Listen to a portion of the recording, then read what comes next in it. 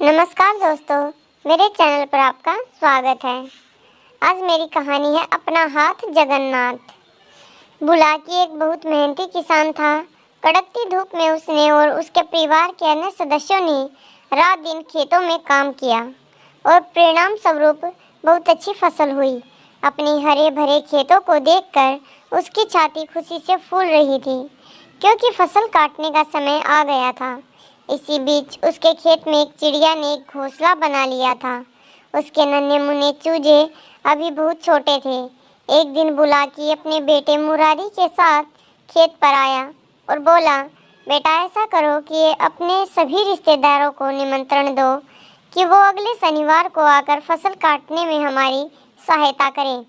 यह सुनकर चिड़िया के बच्चे बहुत घबराए और माँ से कहने लगे कि हमारा क्या होगा, अभी तो हमारे पर भी पूरी तरह से उड़ने लायक नहीं हुए हैं।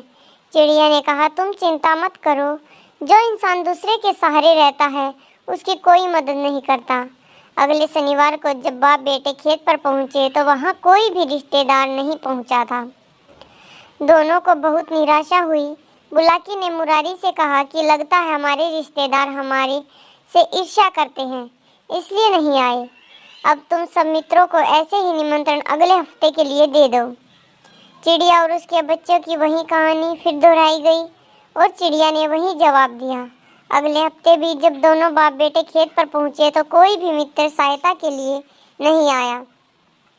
तो बुलाकी ने मुरारी से कहा कि बेटा देखो, तुमने जो इंसान दूसरों का सहारा लेकर जीना चाहता है उसका यही हाल होता है और उसे सदा निराशा ही मिलती है।